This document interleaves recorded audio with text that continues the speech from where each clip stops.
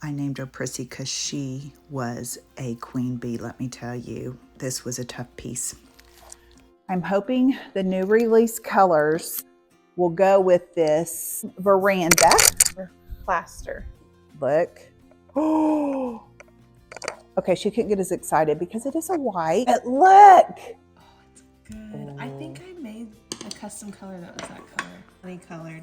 It is for sure. I was like, why are they naming it honey? But I get it. It is exactly honey. It's different. Okay, here's the new release clay walking on water. They're real. They're going to be friends for sure to give some damask contrast. Yeah.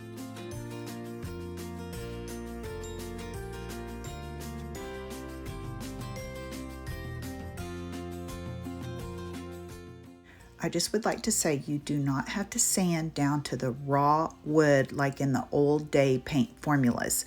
Most of the time you don't even have to sand, but when it is a really slick piece like this or IKEA or something like that, I like to give it just a little scuff coat, just a little tooth. Okay, I'm removing this light. I'm so excited this is a working light. It'll make it really cute. Caitlin said this piece smells like a old lady. I'll tell you more about that later. Some tips about getting these pieces.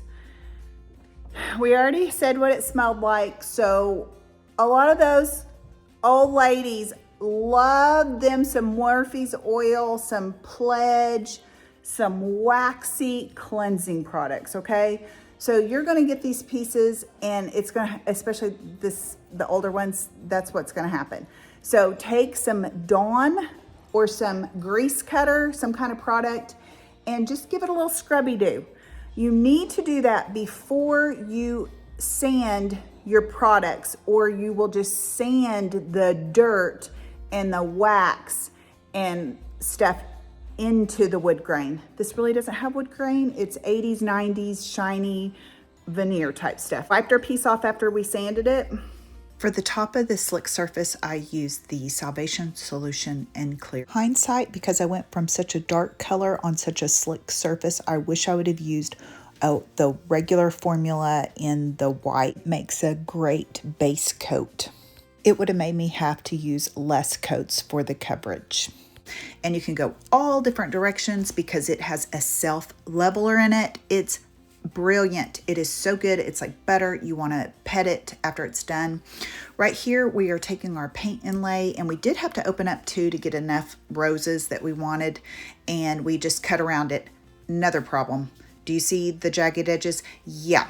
Okay. I learned so much stuff with paint inlays, and I was in a time crunch to get this video out for the new release and to be in the collaboration and all this stuff. And okay, your worst nightmares can turn into some of your most creative things if you just keep pressing through. I do a little drama notation, skit, whatever you want to call it at the end if you want to watch that, because let me tell you, it about broke me. Seeing I took the back off, I wouldn't necessarily say you have to do that. I thought it would be better for what we were doing with this. In the end, I might could have left it on for what I ended up doing, but I almost took the whole thing off and burned that part. But okay, it's another talk show. Right here, you put we didn't put the Salvation Solution on the back of this because I thought, it's not gonna be wear and tear on the back. But we did put one coat of the plaster color. Actually, no, it took 1.5 coats to get coverage on going from that dark to the light.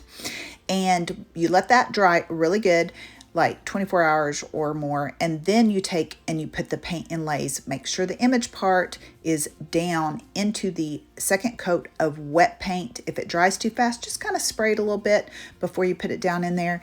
And then you are going to spray the back of that once you're done with that.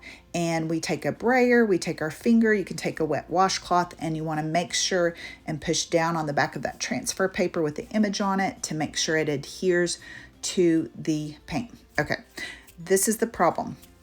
I forgot that the one-step paint is special and it doesn't require a top coat or waxing.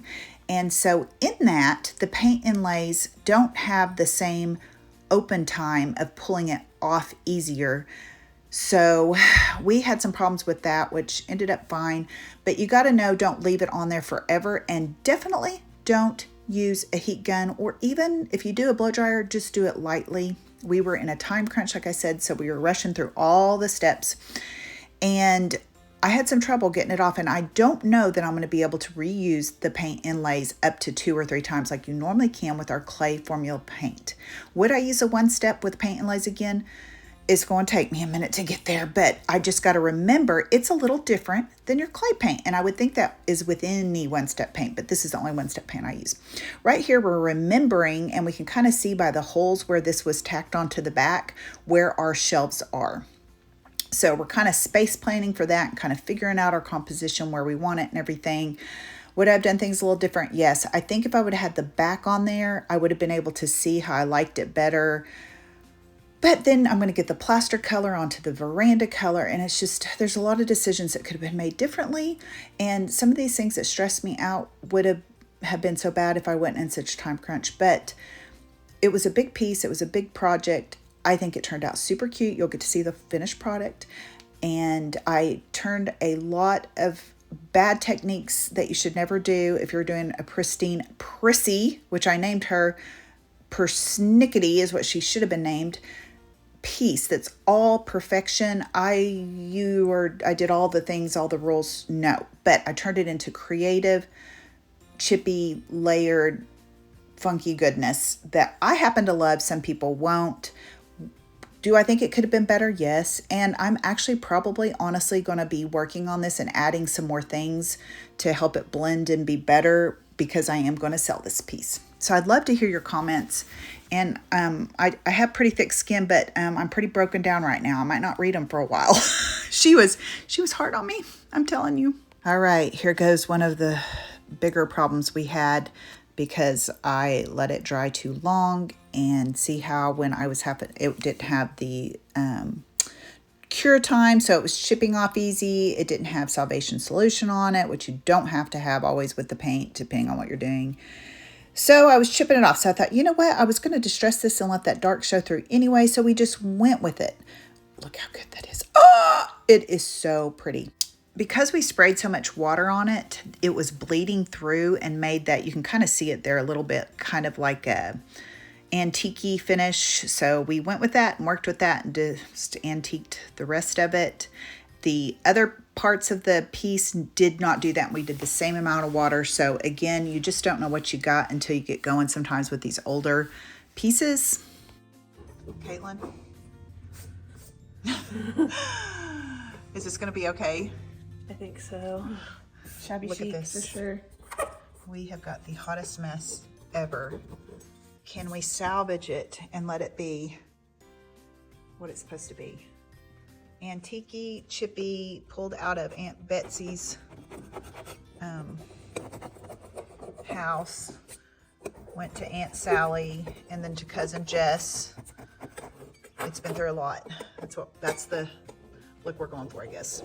I don't know if you've seen the Friends episode where Ross is carrying his new white couch up the stairs and he keeps yelling, "Pivot, pivot," and the guy helping him is going off the stairs because he can't pivot anymore.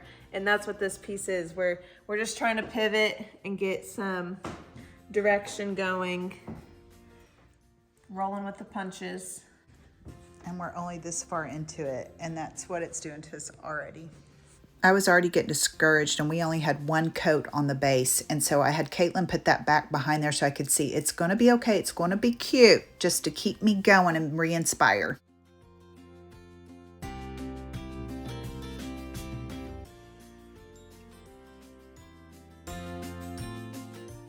That does look good. Even getting the fuzzies off of the new paint roller I was trying to teach Caitlin to do didn't even work. Everything was going crazy. Okay. It didn't come out good. To just roll off, and I just totally didn't do something right. Not a lot of fuzzies off. It's like a wax strip. Caitlin's getting married in May, so she left me for her bachelorette weekend, and I needed her so bad. So everything really went downhill from here, and I tried to stamp with the Iron Orchid Green Grass, thinking, it'll blend. It did not blend, so I Wipe that off with the Lysol wipe. If it would have been cured, it would have wiped right off. But nope, I had to repaint that spot. I used our regular clay formula, Apothecary and Farm Fresh half and half to make the perfect blend for the paint inlay match. And I used a brayer to roll it on here and it did so good.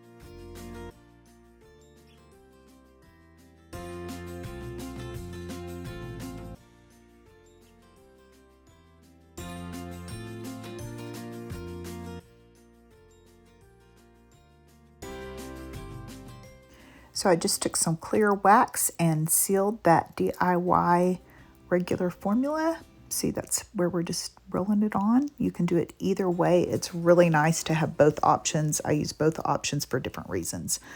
But the ink has to take 24 hours to dry, so I really didn't have 24 hours, so it's good that the color didn't match. I could have custom made an ink color, but this really worked out better in the end. We're still all full of spit and vinegar here. I'm still holding strong, but it turns ugly. It turns ugly when I try to wax over and seal the paint inlays because they do need waxed with the water-based top coat or wax. Well, where I cut the transfers all pointy and not really concentrating because of the one-step paint, when we pulled those off, it changed the sheen. And so then it was more porous and sucked up the wax, and you'll see the hot mess that almost sent me over the edge. I do a little drama inspired by that, as you will see.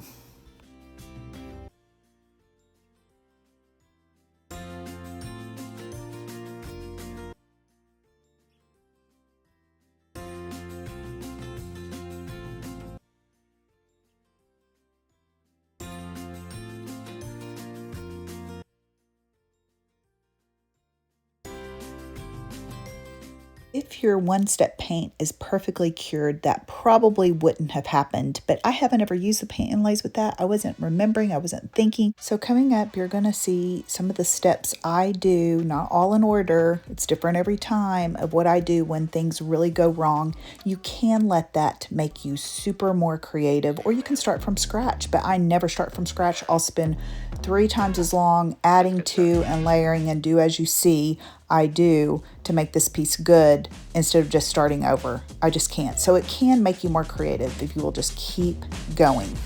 I bubbled my paint with a heat gun. So sad.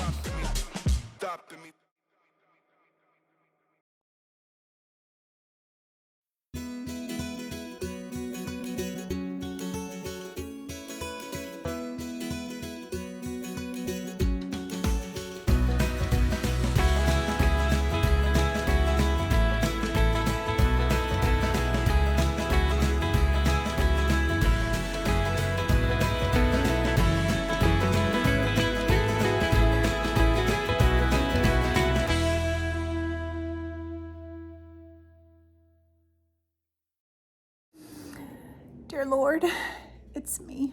So can you help a sister out?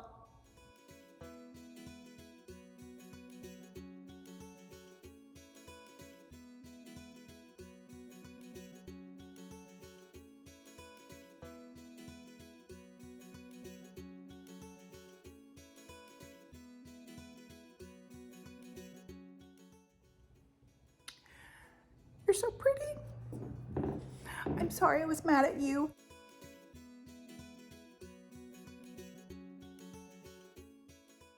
You've got to be kidding me. When I was popping this out, I popped off the cheap veneer and had to repair that.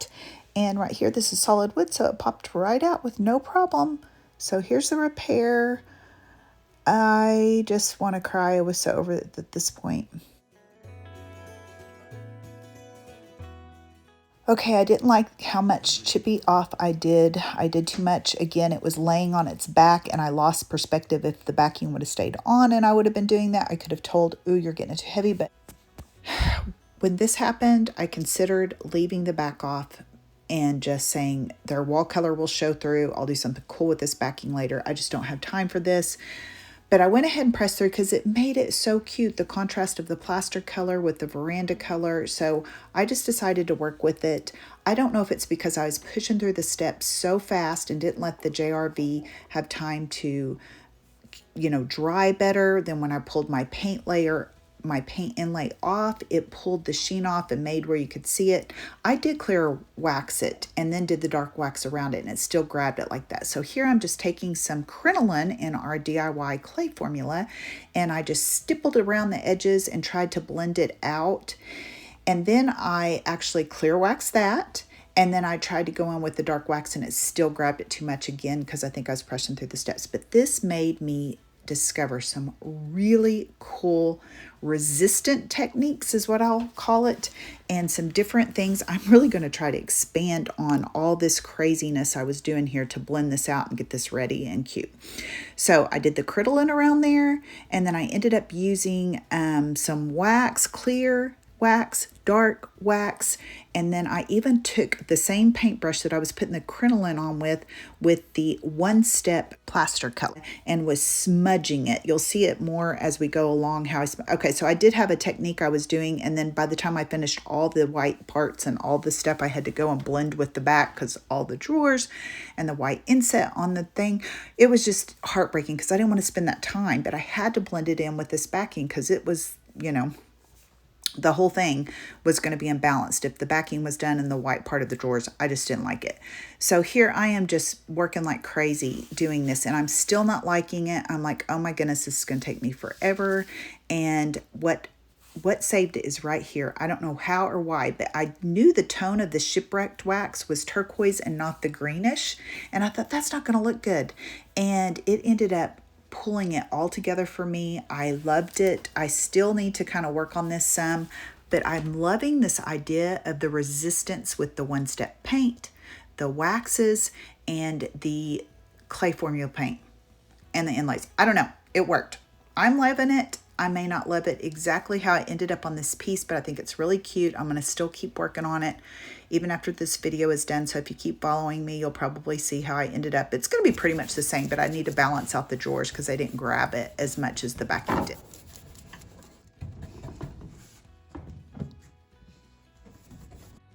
This piece is trying to kill me.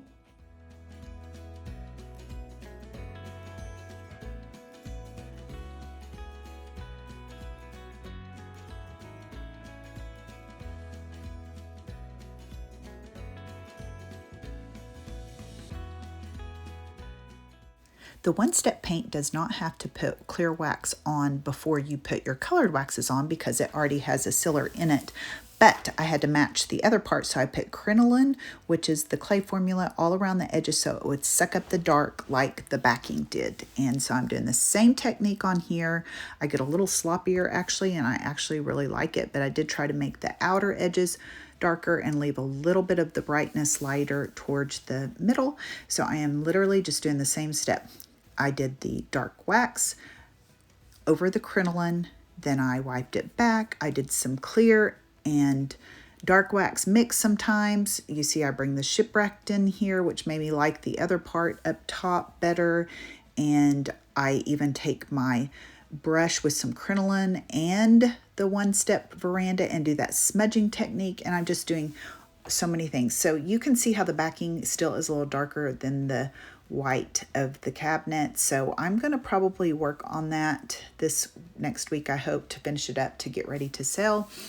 So just continuing on here, I really did like the pure plaster with the pure veranda and not dark waxed. I like them both for different reasons. I probably would have left it the brighter, but because of how the backing went, I went ahead and did all of it. I did wet distress. You'll see that coming up. It is super easy to wet distress our clay paint. The JRB is easy to distress too. You just got to leave your wet rag setting on the part you're going to wet distress a little bit longer and then rub it back. So that worked out really good. I did end up using my sponge type sander that you can get at Walmart, and I really like that too, but sometimes you go down to the raw wood and I really didn't want to go past the dark wood look. So here I'm still just doing that same technique. It took some time.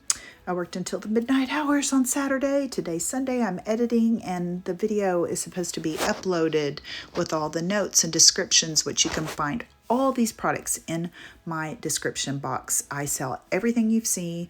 I have a lot of products on my website, Iron Orchid, JRV, and the DIY. Please check it out. And if you need anything, you can contact me and I will try to help you walk through your project if you get stuck or just need some help. Thank you so much. And you're going to see the end video of the whole entire thing. And like I said, I probably will work on this some more, and I'm gonna give you an in shot of some couple of other pieces I use the paint inlay on.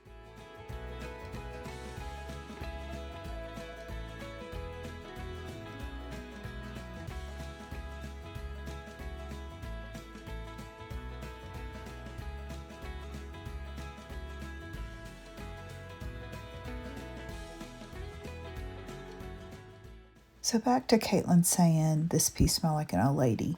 And then later we were talking, you know, hey, this is probably like an 80s or a 90s. I was born in the 70s. I was rocking this piece out in the 80s and 90s.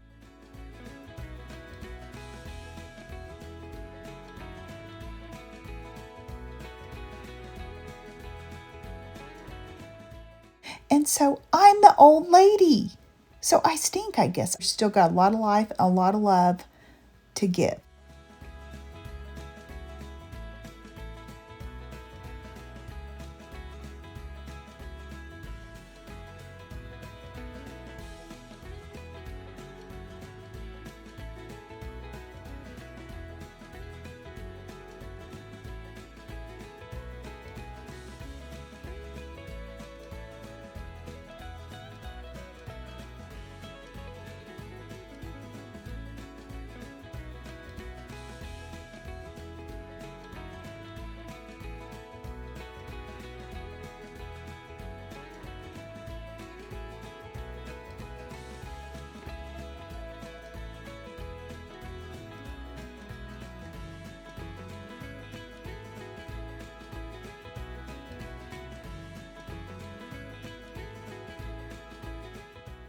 My nephew helped me get these out of old Hold House, and he was looking at me like, what in the world are you doing? I put the wallflower transfer on those cabinet doors, and here is a piece I named Tilly with the transfer, and here is a paint blend I did on a buffet with the golden ticket.